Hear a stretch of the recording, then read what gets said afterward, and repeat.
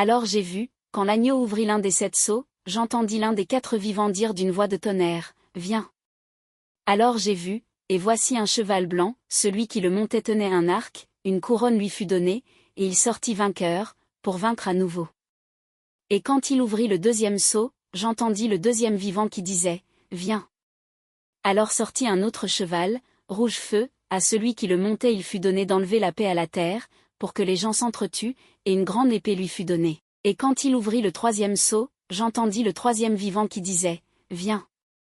Alors j'ai vu, et voici un cheval noir, celui qui le montait tenait à la main une balance. Et j'entendis comme une voix au milieu des 4 vivants, elle disait, « Un denier, la mesure de blé. Un denier, les 3 mesures d'orge. Ne fraude pas sur l'huile et sur le vin. » Et quand il ouvrit le 4e sceau, j'entendis la voix du 4e vivant qui disait, « Viens !» Alors j'ai vu, et voici un cheval verdâtre, celui qui le montait se nomme la mort, et le séjour des morts l'accompagnait. Et il leur fut donné pouvoir sur un quart de la terre pour tuer par le glaive, par la famine et par la peste, et par les fauves de la terre. Et quand il ouvrit le 5e sceau, je vis sous l'autel les âmes de ceux qui furent égorgés à cause de la parole de Dieu et du témoignage qu'ils avaient porté. Ils crièrent d'une voix forte, « Jusqu'à quand, Maître saint et vrai, resteras-tu sans juger, sans venger notre sang sur les habitants de la terre ?»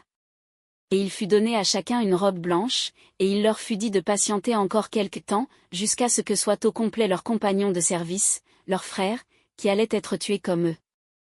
Alors j'ai vu, quand il ouvrit le 6e sceau, il y eut un grand tremblement de terre, le soleil devint noir comme une étoffe de crin, et la lune entière, comme du sang, et les étoiles du ciel tombèrent sur la terre comme lorsqu'un figuier secoué par grand vent jette ses fruits.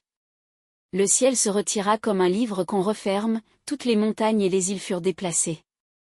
Les rois de la terre et les grands, les chefs d'armée, les riches et les puissants, tous les esclaves et les hommes libres allèrent se cacher dans les cavernes et les rochers des montagnes. Et ils disaient aux montagnes et aux rochers, « Tombez sur nous, et cachez-nous du regard de celui qui siège sur le trône et aussi de la colère de l'agneau.